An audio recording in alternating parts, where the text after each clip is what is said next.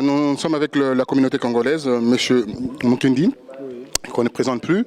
Il fait partie de la présidence, enfin, il fait la présidence des élus. De CEFOC, élus, des élus français d'origine congolaise. Voilà, merci de me rappeler ce RDC.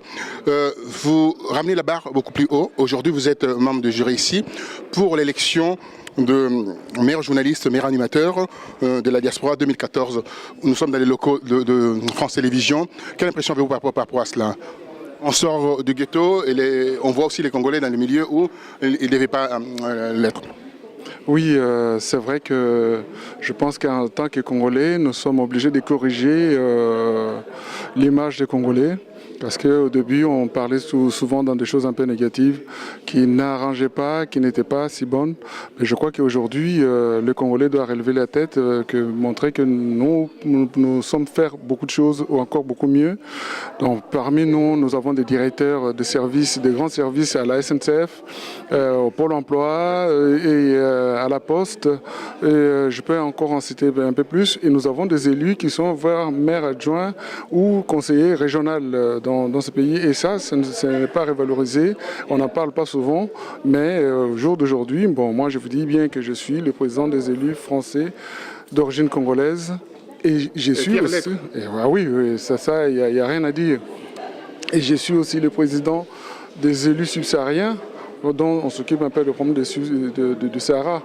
Et la majorité, c'est des Congolais qui sont dedans. Donc moi, je suis le président, je dirige. Aujourd'hui, quand je pars en Algérie ou dans le Sahraoui, dans tout ça, je suis très bien accueilli en tant qu'élu et surtout d'origine congolaise. Alors vous êtes entouré de vos enfants. J'en connais particulièrement un qui est à votre gauche. Un enfant qui fait Sciences Po, qui a une certaine vision, la meilleure vision pour l'Afrique.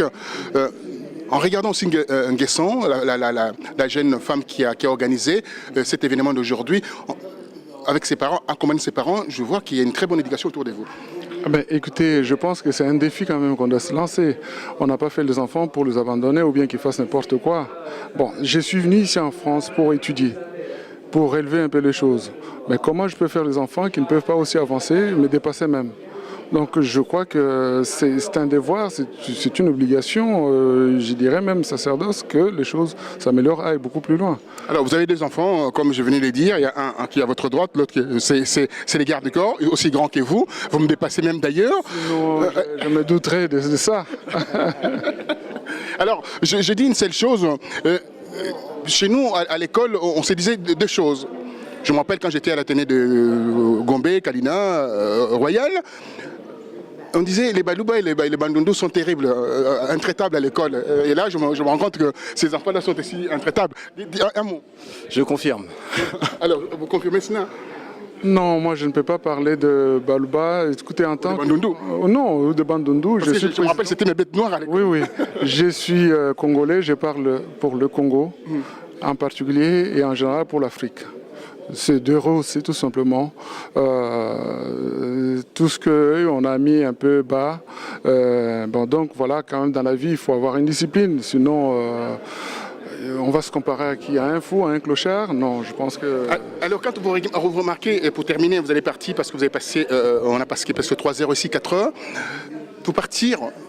On voit une ambiance délétère dans les réseaux sociaux et le Congolais tiré vers le bas. Quel est le message lancerez-vous à cette communauté qui doit montrer sa grandeur par rapport à sa nation? Non, mais c'est ça, je regrette un peu. D'ailleurs, je n'aime pas regarder souvent ce que je vois dans les réseaux sociaux, les disputes, des discussions inutiles.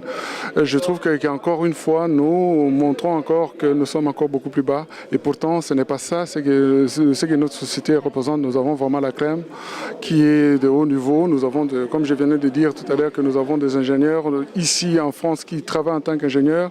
Nous avons des grands directeurs, de grands services ici.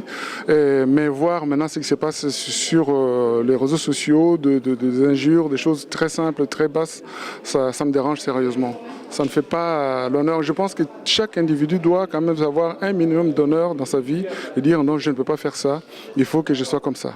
Il faut être exemple dans la vie. Il faut se donner l'exemple et être exemple. Vous pensez que c'est les 32 ans de Mobutu et puis le 18 ans en fait, de Kabila? Écoutez, ils ont fait leur temps. Je pense quand même que maintenant, il faut corriger les choses. Il faut avancer. Le peuple a assez souffert, il y a trop de morts parce que nous sommes continuellement en récréation. Je pense que ça doit s'arrêter, cette récréation. On doit construire aussi les pays, on doit construire la mentalité des pays, on doit construire la volonté des citoyens d'avancer vers le haut plutôt que de descendre. La récréation, c'est fini. Merci, merci infiniment. Et quand je vois vos enfants, je suis ravi. Quand je regarde mes enfants, aussi les miens, qui viennent terminer les études, je dis, OK, il y a une nouvelle génération qui se met en marche. Voilà. Merci à vous. Merci à vous. Merci. Merci beaucoup. Merci. Merci.